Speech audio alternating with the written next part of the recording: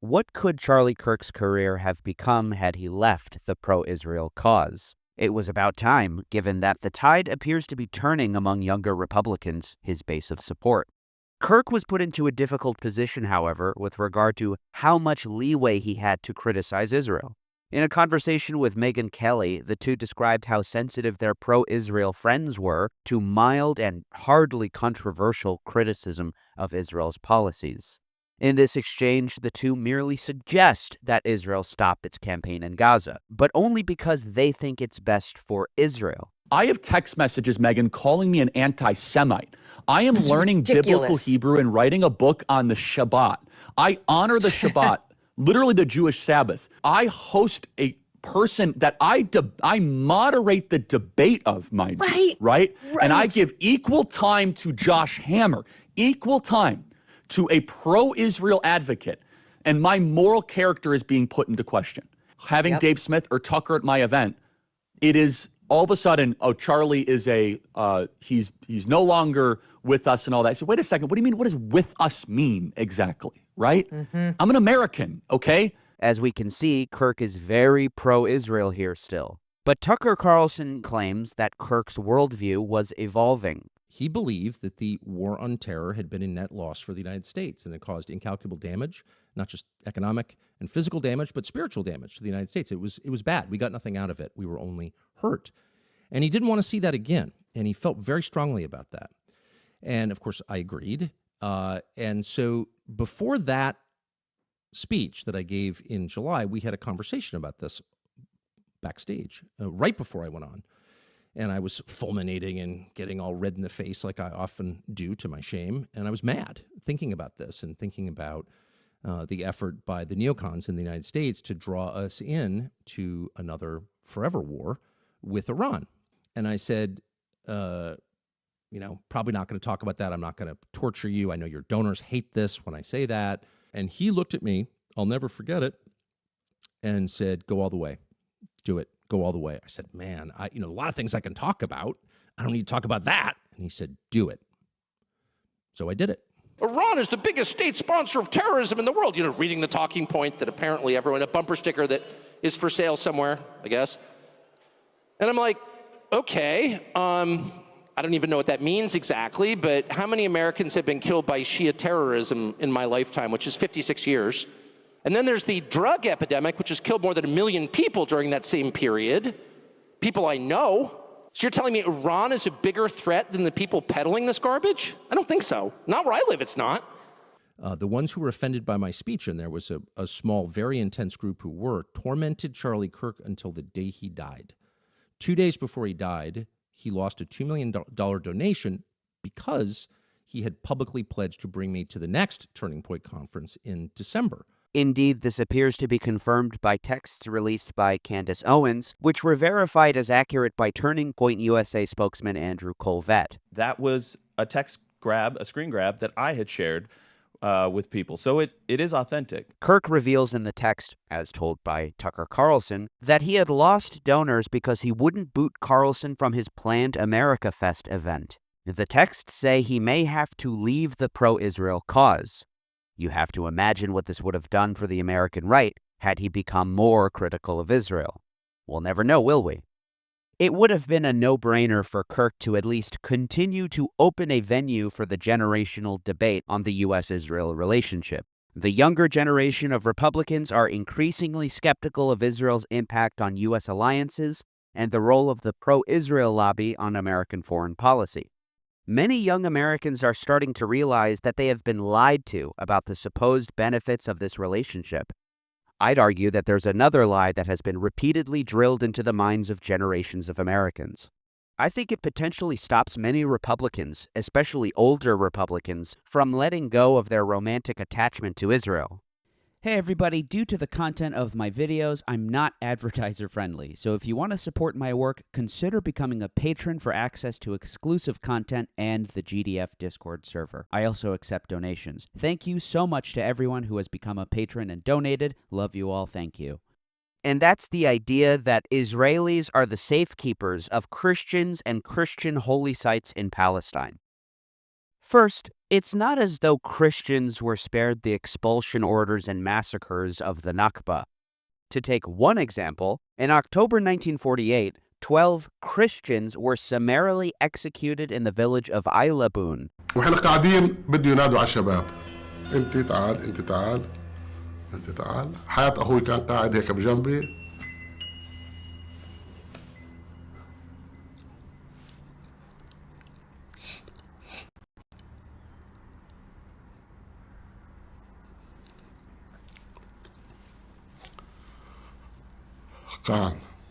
كان لابس ربطة منقطة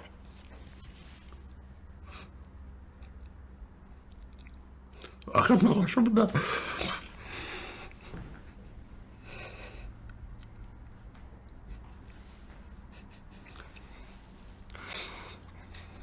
خلاص مفيش هيك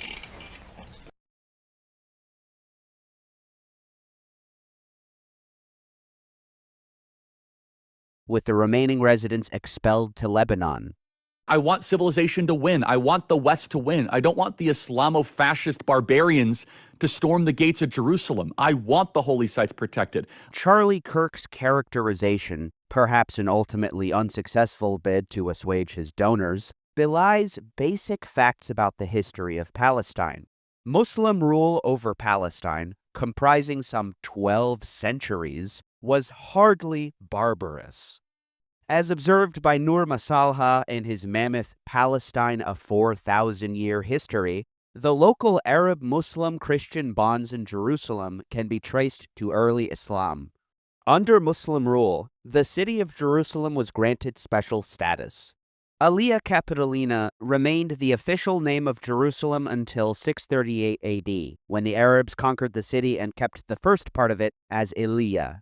Aelia, later Beit al-Maqdis and al-Quds, was the sacred religious capital of the Umayyad state and of Palestine. Following the Muslim conquest in the 7th century, the Arab rulers endorsed the principle of autocephaly and recognized the autonomy of the Church of Aelia Capitolina as the seat of Palestinian Orthodox Christianity. And throughout early Islam, the city of Caesarea continued to thrive as a largely Christian city. Local autonomy of the archbishops of Caesarea and of Aelia Capitolina increased significantly under Arab-Muslim rule, and the See of Caesarea Maritima became the effective local rulers not only of the city, but also of its surrounding countryside. I won't lie and say it was always tranquil between Christians and Muslims, as you all know full well. There were the Crusades, after all. The Shia Ismaili Fatimid Khalif al-Hakim had the Church of the Holy Sepulchre destroyed in 1099. Masalha writes, the Egypt-based Shia Fatimid state invaded Palestine in 970, which was under the control of the Abbasid Caliphate, conquering the whole of the country in 972. The late Father Jerome Murphy O'Connor of Jerusalem's École Biblique wrote of the city, recognized as a holy city sacred to the two religions of the book, Judaism and Christianity, regarded as the predecessors of Islam, Jerusalem became a center of Muslim pilgrimage. It was protected and embellished by successive dynasties, Umayyad, Abbasid, and Fatimid, until 1009, when the Mad Khalif Hakim unleashed a savage persecution of Christians and many churches were destroyed. Masalha describes the dire consequences of al-Hakim's brutality. Fatimid policies adversely affected the province of Philistine, and these policies became an impetus not only to local rebellions, but also to the invasion of Palestine by the Seljuks in 1073 and the Latin Crusaders in 1099. Hakim's son al-Zahir allowed the Byzantines to rebuild the church. Nonetheless, the church served as the ultimate inspiration for the Crusades. And as a result of their campaign into Palestine, wrote Murphy O'Connor, the Crusaders occupied the Holy City on July 15, 1099. Their first act was to massacre all the Muslim inhabitants. After every engagement on the First Crusade, the Crusaders would return to the camp with the heads of the Muslims slain upon spears. When Salah ad-Din wrested control of Palestine from the Crusaders, Masalha writes, symbolically, the keys to the Church of the Holy Sepulchre, the holiest site in Christianity, were entrusted to two aristocratic Palestinian Muslim families in the city, Created by Salah ad-Din shortly before his death in 1193, this post-Crusader ceremonial tradition added another widely respected layer of daily rituals to the multi-layered ancient sacredness of the site. The tradition still continues to this day, more than 800 years later. My name is Adib Jude al-Husseini. I am the keyholder of the Church of the Holy Sepulchre in Jerusalem. My job is not just an honorable job, and it is not just the heritage of my family as a Muslim family. It is the heritage to all Muslims across the world that a Muslim family has held and preserved the church for 850 years. Indeed, as Masalha plainly states, Muslims coexisted with Christian Arabs and Arab Jews in Muslim-majority Palestine for centuries, including up to the period of the British conquest of Palestine. Wasif Jawarieh was a prolific diarist who chronicled his life in Jerusalem over 6 decades, beginning in 1904. Jawarieh wrote how Jerusalem became a fractured society as a result of British rule during the Mandate period. He was himself an Eastern Orthodox Christian. In an especially enlightening passage, we Jerusalemites of the various denominations had always lived like a family during Ottoman rule, and there was never any difference between a Muslim and a Christian. But when Britain occupied Jerusalem, it tried to sow trouble, particularly among Muslims and Christians.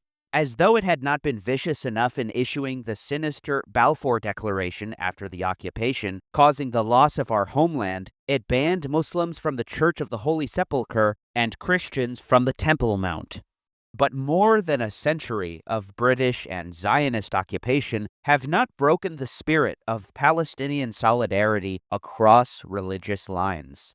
The city of Bethlehem, Beit Laham, the birthplace of Jesus Christ, has foregone Christmas celebrations for the last 2 years out of solidarity with Palestinians in Gaza, with religious leaders and the mayor of the city employing sharply critical language in protest against the Israeli military occupation. In light of the ongoing brutal aggression against our people and land, the municipality of Bethlehem has decided to limit its this year Christmas celebration to prayers and religious ceremonies. This is a statement of our rejection to the injustice inflicted on our people in Gaza and all of Palestine, and the massacres they endure. We have never experienced challenges like this year. Bethlehem has become a big prison. My name is Munder Ishaq. I'm the pastor of the Evangelical Lutheran Christmas Church in Bethlehem. I feel bad even complaining, given that there is a genocidal war in Gaza, but the situation in Bethlehem is maybe the worst I've witnessed in my life. 440 days of constant bombing, non-stop. 440 days of starvation. At the Evangelical Lutheran Church, they've fashioned a nativity scene out of what's now found everywhere in Gaza: rubble. If you come to Bethlehem, and not only Bethlehem, every city in the West Bank right now is besieged with roadblocks that the Israeli soldiers control that we cannot move in and out. Indeed, Palestinian Christians who live in Palestine currently live under military occupation. They don't need saving from barbarians at the gates. They need saving right now, today. During the Second Intifada, the town of Bethlehem was repeatedly invaded, and the Church of the Nativity, the birthplace of Jesus Christ, was itself a target of the Israeli military. The Israeli army invaded Bethlehem with tanks. The Church of the Nativity was surrounded by Israeli soldiers.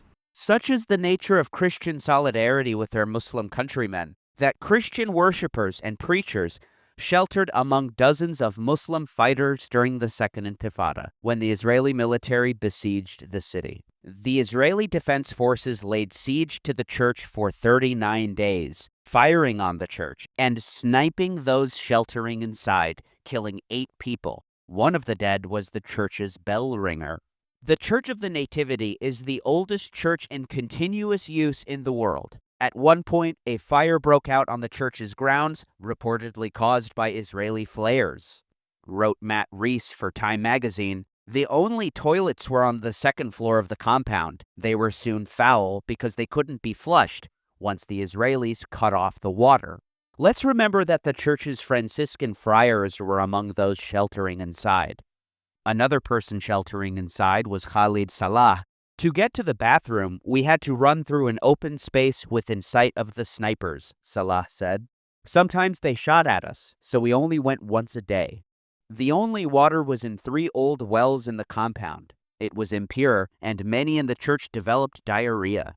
Dashing out to the wells was dangerous. 6 Palestinians were hit by Israeli snipers as they tried to draw water. No one showered or shaved. Father Amjad Sabara was a Franciscan friar and pastor of the Church of the Nativity. He lived in the compound and, like many of the other priests from different Christian orders, whose home it also was, made a decision to stay with the gunmen and civilians. Among those inside is American press photographer Carolyn Cole. There was very, very little food by the time I got in there. I do remember that there were men that were sick from eating what had been available. The water supply had been cut off. Just after the siege ended, New York Times reporters quoted a Franciscan priest who spent the entire 39 days in the church and declined to be identified by name, who said, "We could have left but chose to remain." They also noted that the entire town, not just those inside the church, were under nearly constant curfew. The Israeli army had invaded the city just the year before. During the course of that operation, a 16-year-old altar boy had been killed by Israeli snipers outside the church, one of dozens killed in and around the city. The church itself had reportedly been fired upon. Parishioners and priests in the Church of the Nativity said Israeli bullets fired this afternoon had knocked splinters from the wooden roof and chipped the stone floor, which was laid in the 12th century by crusaders, per the New York Times in October 2001. Bethlehem is, as are all Palestinian towns in the West Bank, subjected to raids, invasions, and of course, military occupation is the day-to-day norm. To understand how Israeli soldiers could act so callously with such an important religious site to Christians, it is worth mentioning that there is a documented institutional lack of respect for Christianity in the Israeli army. As early as 1979, then Israel's Sephardi chief rabbi Ovadia Yosef, who was also spiritual mentor of the Orthodox religious party of Shas, which was in the government of Ehud Barak, ruled that the New Testament should be burned because Christianity is a form of idolatry. Prime Minister Netanyahu paid tribute to him, saying he worked greatly to enhance Jewish heritage, his coffin carried by Israel's political elite. The practical effect of this ruling was revealed in the Hebrew daily Ma'ariv in June 1985, when New Testament copies found in the library of the base of the Army Chief Education Officer were burned by the military rabbi of the base. 3 weeks later, Ma'ariv reported that the influential Knesset Foreign Affairs and Defense Committee had referred to the incident, and one of its members, MK and Rabbi Chaim Druckman, had justified the New Testament burning.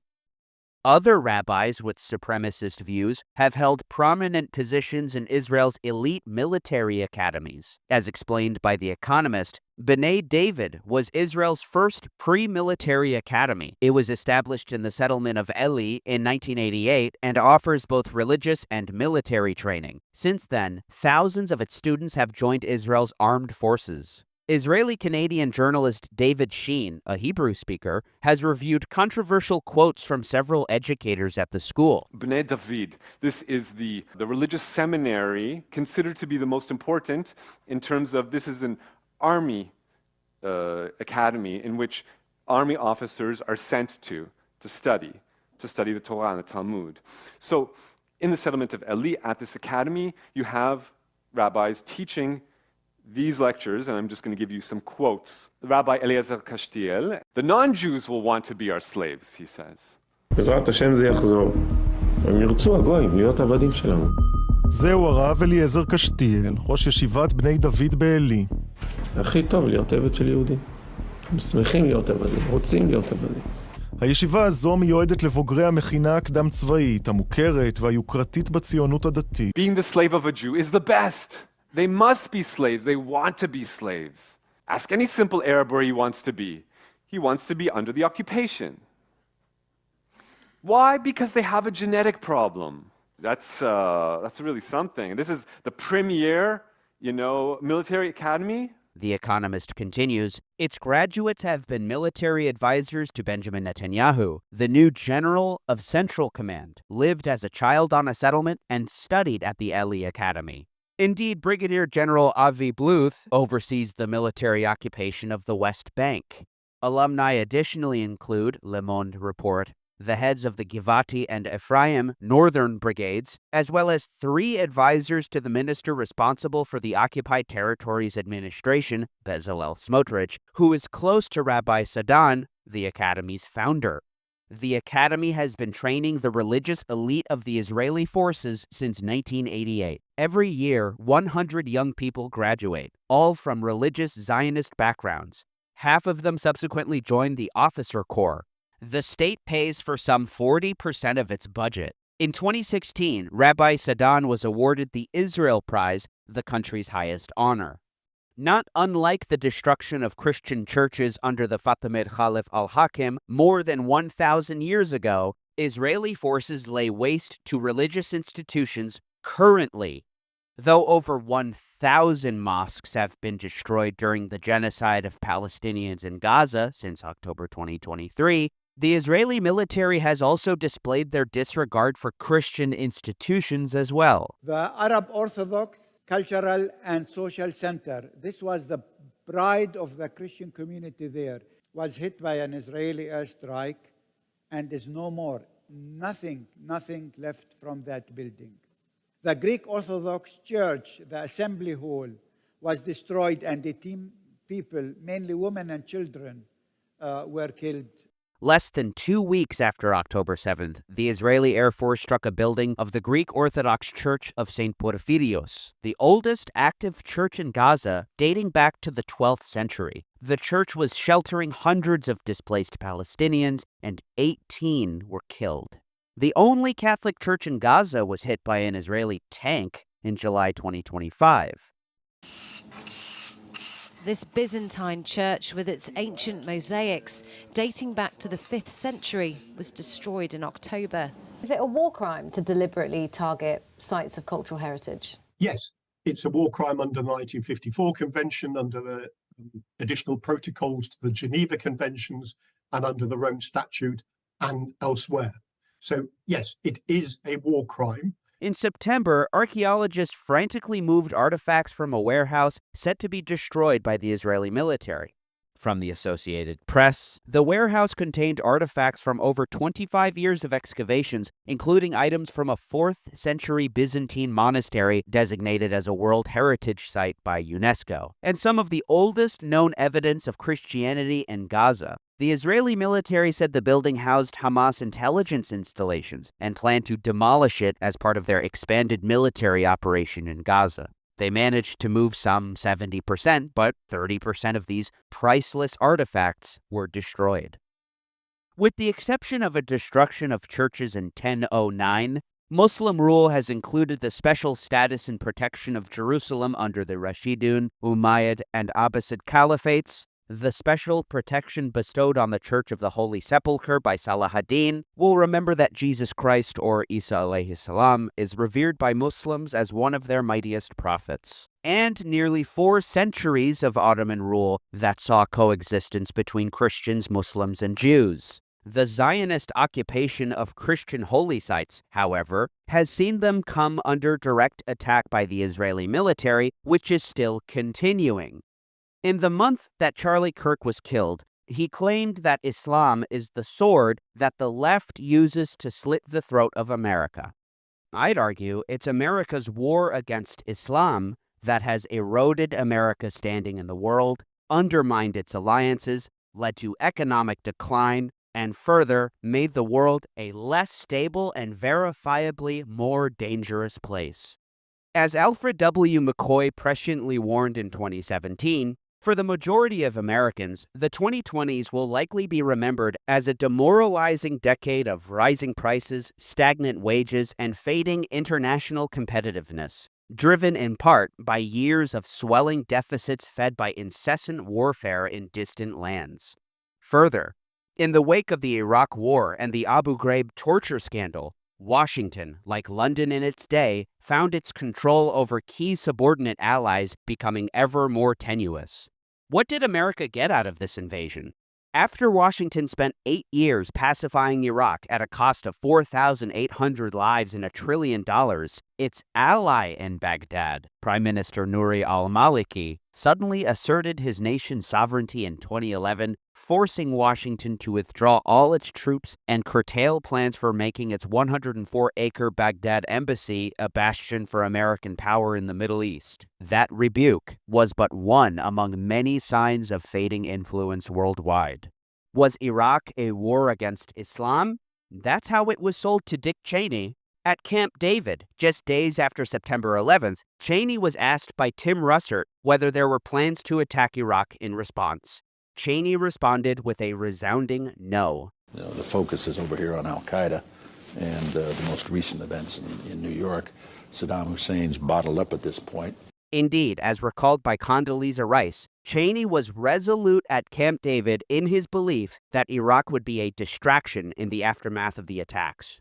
Upon his death in 2018, Benjamin Netanyahu said of historian Bernard Lewis that he was one of the great scholars of Islam and the Middle East in our time. We will be forever grateful for his robust defense of Israel. Indeed, he was a confidant of successive Israeli prime ministers, including Ariel Sharon, reported the Wall Street Journal in a 2004 article about how the Lewis Doctrine, in effect, had become U.S. policy. In a private dinner with Dick Cheney at the vice president's residence, Mr. Lewis explained why he was cautiously optimistic the U.S. could gradually build democracy in Iraq, say others who attended. Mr. Lewis also held forth on the dangers of appearing weak in the Muslim world, a lesson Mr. Cheney apparently took to heart. Speaking on NBC's Meet the Press just before the invasion of Iraq, Mr. Cheney said, "I firmly believe, along with men like Bernard Lewis, who was one of the great students of that part of the world, that a strong, firm U.S. response to terror and to threats to the United States would go a long way, frankly, toward calming things in that part of the world." Michael Hirsch wrote for the Washington Monthly that same year, Lewis's basic premise, put forward in a series of articles, talks, and best-selling books, is that the West, what used to be known as Christendom, is now in the last stages of a centuries-old struggle for dominance and prestige with Islamic civilization. Lewis coined the term clash of civilizations, using it in a 1990 essay titled The Roots of Muslim Rage, and Samuel Huntington admits he picked it up from him. The only real answer to 9/11 was a decisive show of American strength in the Arab world, and the most obvious place to seize the offensive and end the age-old struggle was in the heart of the Arab world, in Iraq. In the Bush administration, Bernard Lewis was persona grata, delivering spine-stiffening lectures to Cheney over dinner in undisclosed locations. An official who sat in on some of the Lewis-Cheney discussions recalled, his view was, get on with it, don't dither. As revealingly described by prominent neoconservative Richard Pearl, who led Bush's Defense Policy Board, Bernard Lewis has been the single most important intellectual influence countering the conventional wisdom on managing the conflict between radical Islam and the West, says Mr. Pearl, who remains a close advisor to Defense Secretary Donald Rumsfeld. Today, we can see how war hawks in the Republican Party, as well as liberal hawks, continue the tradition of being pro-Israel and pro-interventionism, advancing a clash of civilizations theory that pits the West against Islam. In my opinion, if there's one sword that slits the throat of America, it's this one. It has also been enormously destructive to millions of people. Michael Hirsch explains how Lewis's clash of civilizations argument has been used to delegitimize recent and reasonable grievances of Muslims by appealing to fantasies of ancient conflicts. At least until the Iraq War, most present-day Arabs didn't think in the stark clash of civilizations terms Lewis prefers.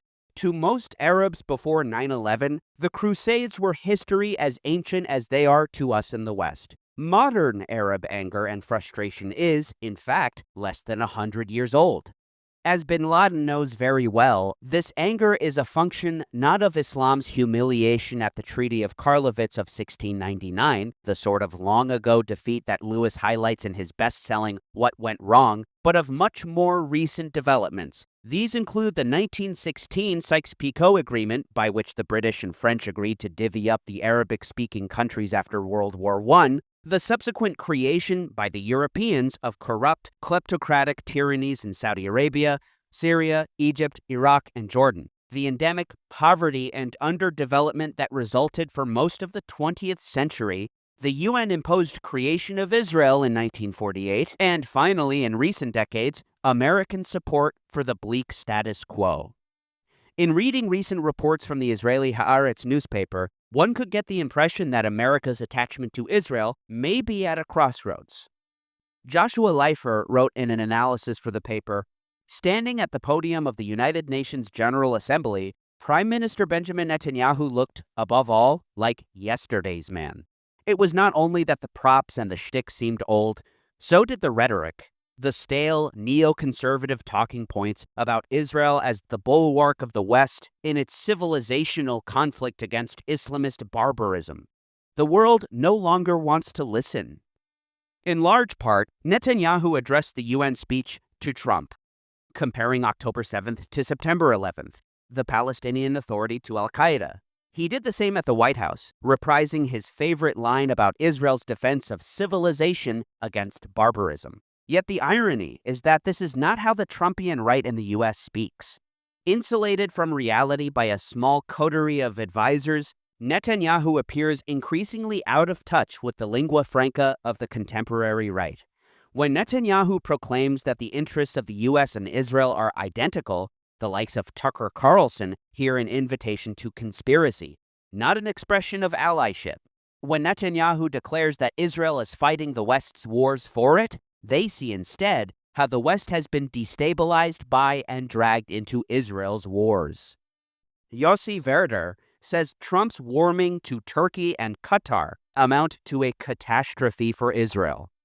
Trump had just signed an executive order declaring that the United States, quote, shall regard any armed attack on the territory, sovereignty, or critical infrastructure of the state of Qatar as a threat to the peace and security of the United States. Reading Trump's executive order is nothing short of jaw-dropping, Werder writes. It states that the U.S. Secretary of State, quote, shall reaffirm this assurance to the state of Qatar and coordinate with allies and partners to ensure complementary measures of support. In other words, the United States, Saudi Arabia, the other Persian Gulf states, and of course Turkey, will form a united front against any country that dares to strike anyone, however vile, on Qatari soil. And not just Qatar, Werder writes. To Washington's warm embrace of Qatar must now be added another, the one extended to Turkish President Erdogan. Among Netanyahu's blunders, the formation of the Doha-Ankara axis at such a high level of influence in the Middle East is also on his account. Would the ascent of a Doha-Ankara axis amount to a decline of Israeli influence on American foreign policy? As I hope I've shown, the neoconservative pro-Israel order has proven to be disastrous for American foreign policy and a disaster for the human race broadly. I think that Christians should hope for diplomatic pressure to swell to critical mass if they want to see their own in Palestine liberated. This would mean a single state between the Jordan River and the Mediterranean Sea with equal rights for all. Followers of Christ, a religion predicated on humanism, should want such a reality for all people in Palestine. Hey everybody, thanks so much for watching, and if you liked this video, be sure to subscribe for more content. Also, if you want to chat or talk about video ideas, become a patron to join the GDF Discord server. There's also exclusive content on my Patreon. Thanks everyone.